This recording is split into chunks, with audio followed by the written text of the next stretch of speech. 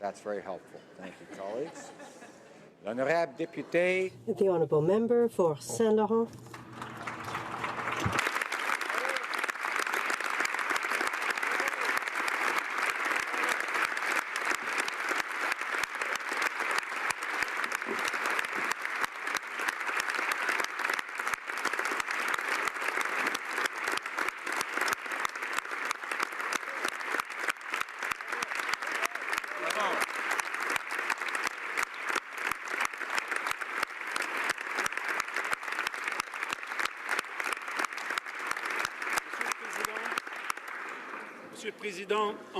Mr. Speaker, as a boy who grew up in Quebec City, proud of the Muslim community in my riding, I denounce ignorance and hate. I express my sadness for the victims and extend condolences to their families, wish those who are injured a prompt recovery, and to congratulate the police forces for having stopped the alleged perpetrator of the senseless shooting. Mr. Speaker, this final opportunity that I have to rise in the House, after having had the honor of representing the magnificent communities of Saint-Laurent and Cartierville for the past 21 years, allow me one last plea for a cause that I served unreservedly. Canada, a united Canada, one that is more prosperous, fairer, greener, and that plays the role that it should internationally.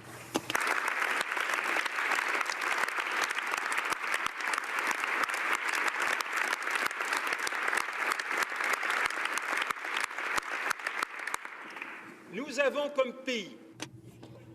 Canada is a world treasure. It's as large as a continent, with stark beauty,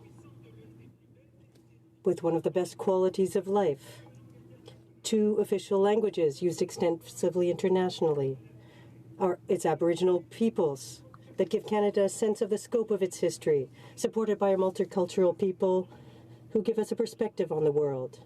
Rooted in Europe, extending through the Americas, open to Asia, a country that has never sent its brave soldiers abroad for any other reason than to serve with courage, to serve the causes of peace, democracy, and justice. Canada, for billions of people, represents a universal ideal of openness, tolerance, and generosity that we must always work hard to achieve.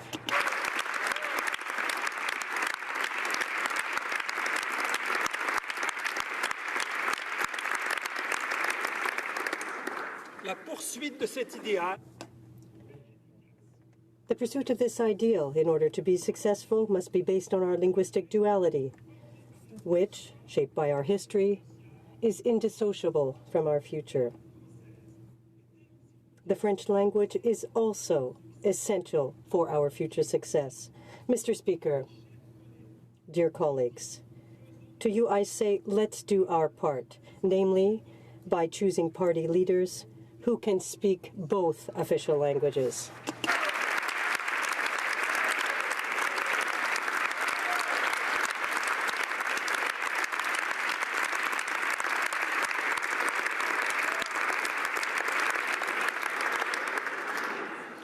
La poursuite de l'idéal canadien. Pursuing the Canadian ideal to be successful must involve Quebec's full potential. As Quebecers, we created this country with our hands, along with other Canadians, and we must focus on Quebec's autonomy with a federalism that respects areas of provincial jurisdiction. At the same time, we must use Quebec's know-how and spread it throughout the country. Si jamais on devait encore essayer de... If ever another attempt were made to force us to make a serious mistake, to choose between our 2 identities, our Quebec and Canadian identities, instead of embracing both, it would have to be with clarity, respecting the rule of law, the constitutional framework, and out of a concern for justice for all. Those are the fundamental rights protecting us through the Supreme Court opinion of 1988 and the Clarity Act that gave it effect. I am convinced, however, that as Quebecers we will always choose to remain Canadians as well.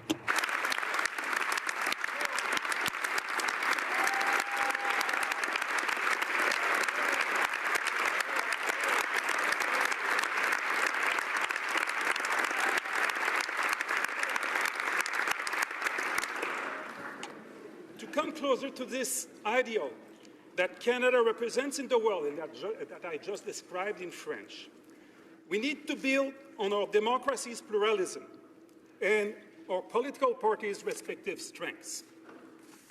The Liberal Party, that I had the honor to once lead, strives to reconcile economic, social, and environmental challenges rather than placing them in conflict.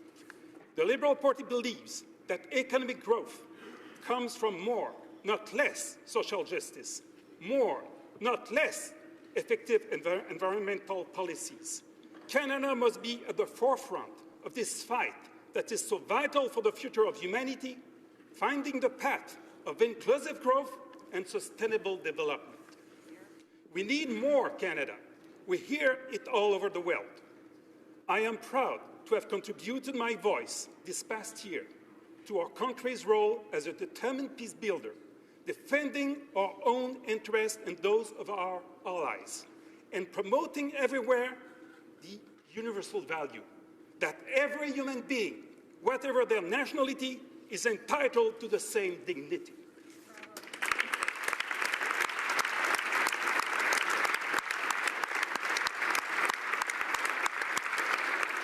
Voilà, Monsieur le Président, les combats que j'ai menés pour...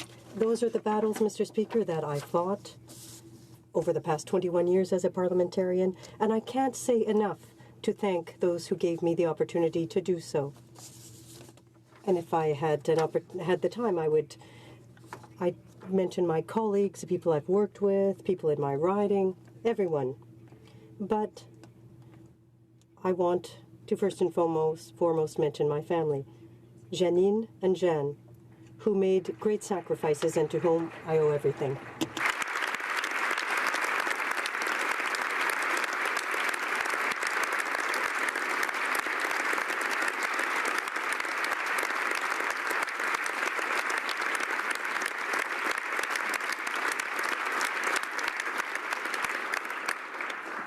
Ces dernières semaines, the past few weeks, I've had to choose between two of my passions, teaching and public service. I thank the University of Montreal for having offered me a position as a guest professor under very attractive conditions. I almost said yes, because in my eyes, there's no better profession than that of a teacher. But I don't have to explain to anyone here how much of an adrenaline rush we all get from taking action, or just how irresistible the call to public service is, especially when that call comes from your Prime Minister. Because the large responsibility that the Prime Minister has offered me, I'm pleased to say, after the MP of Markham,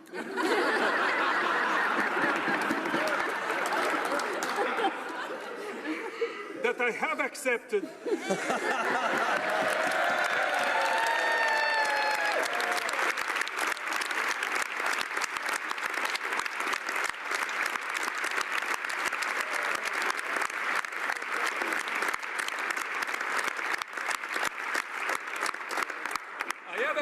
the Prime Minister's offer to be Canada's senior diplomat to Europe.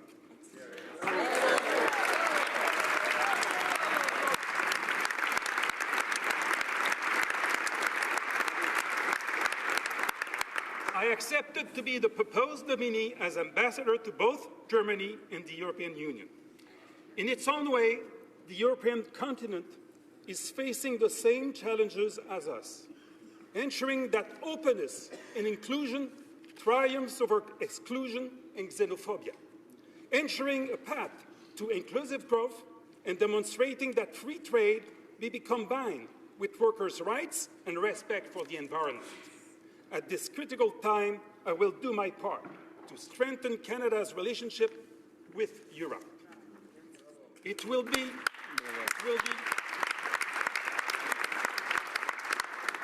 an honor to join the Canadian Diplomatic Corps. If during my 38 visits abroad last year, we were able to strengthen Canada's relationships with those countries, I owe it to the professionalism and excellence of our civil servants, diplomats, and heads of mission. I am looking ahead with enthusiasm to be serving by their side. There will be one thing that I miss: elected office. Mr. Speaker, through you, to my dear colleagues, savor every minute that you hold the immense honor of being the elected representative of your riding. Each of you, in government and opposition, show yourself worthy of the great responsibility you carry as a representative of the Canadian people. Cherish our democracy, always work to improve it, and from time to time, rise above the adversity and find the time, at least over a soccer game with the pages, to preserve the fraternity that unites us all.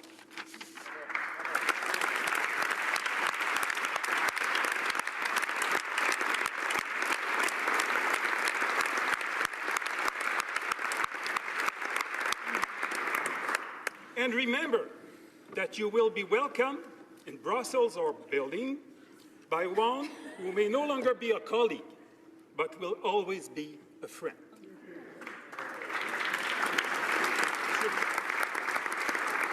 Vive la démocratie. Long live Canada's parliamentary democracy. Long live the friendship between Europe and Canada. Thank you.